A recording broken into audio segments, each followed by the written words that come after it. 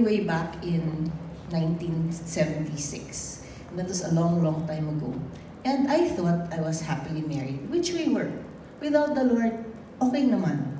My husband was a pilot with Philippine Airlines, and we had 2 children, a boy and a girl. And for 10 years, we were okay. We were happy and a regular Filipino family, you know. We would, being a pilot, we would get free trips abroad, which we would take every year with my children.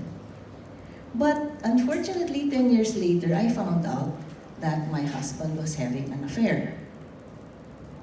You see, what happened was, when he told me he was going to fly that particular evening. So I said, okay, and then we had to see somebody off at the airport. I was with my daughter at that time.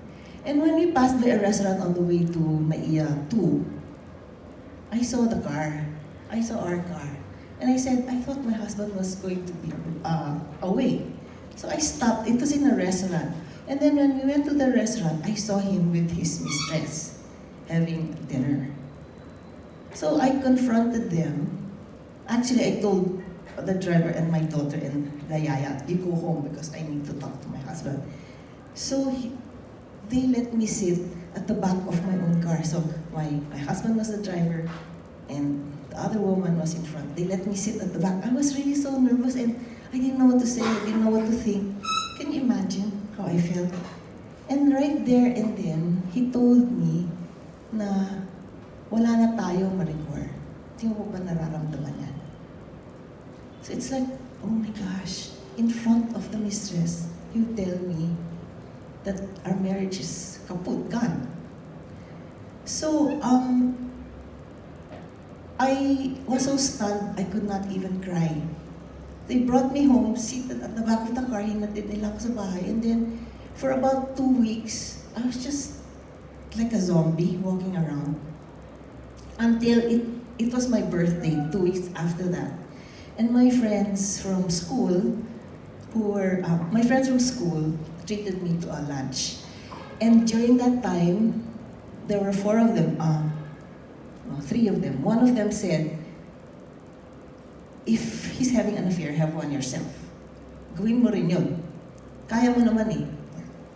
The second one said, because she's a lawyer, she said, I will seek an annulment for you. I can work on your papers. The third friend said, do you want to go to a Bible study? You know what? I think God was there at that moment because I decided to go to a Bible study. So the following Friday, she said, I will pick you up. Let's go to a Bible study. And it was still Pastor Peter. At that time, that was way back 1990, ang liit pa ng CCF noon. And there, I became born again. I understood God's love for me. But of course, with the husband gone, God's love and a husband gone, they just didn't tally. You know what I mean? Hindi pa nagsisink in yun. So, here, Isaiah 41:10 says, so do not fear, for I am with you. Do not be dismayed, for I am your God. I will strengthen you and help you. I will uphold you with my righteous right hand. I read this verse, but I didn't know what it meant. Anyway, I clung to it and I told myself, since I was going to be a single parent, why don't I send my children to camp? Because at that time, CCF had, yung mga summer camps for kids. So that when I try to raise them on my own, we will be on the same page. That they will also love the Lord and obey Him. And that's what I did. I sent them to camp. And when they came back from there, that was a 3-day, 4-day camp in Caliraya, I think, at that time. They also accepted the Lord and they were born again. And from that time on until today, I have never had any problems with my children because they were obedient kids, they loved the Lord, and I never had a problem with my family or my children. then the Lord said, I know the plans I have for you, declares the Lord, plans to prosper you and not to harm you, plans to give you hope and a future. And I clung to this again. But then I said, I cannot just wait and do nothing. I have to work. Although, you must remember, during the time my husband was still with us, I didn't have to work because he was sufficiently providing naman for us. So, I was thinking at that time, what is my hope? What is my future? I had no job and no support. My kids were in college. My son was in second year college. My daughter was just graduating from high school, and she was also going to the same college. This is Ateneo, and you know Ateneo is not really cheap. I mean, it's not just the tuition, but also the social life, the books, and everything. It was quite expensive, and my husband was not giving me any support. So,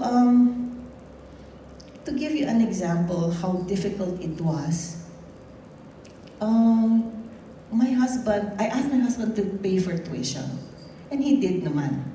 But when the time came for my children to take the exam at the end of the semester, they were told they could not take the exams because the checks bounced.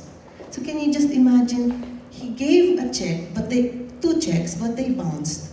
So I didn't know what to do. I remember one time when I was in the university and I brought my daughter to school. I parked in Ateneo is a big campus and there are many trees there. So I parked in one portion of the university and I cried, Lord, anong gagawin ko?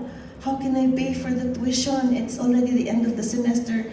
My kids cannot take the exam. And they were doing quite well in school. They were even in the honors section. They were even in the dean's list. Kaya sabi ko, sayang naman, you know.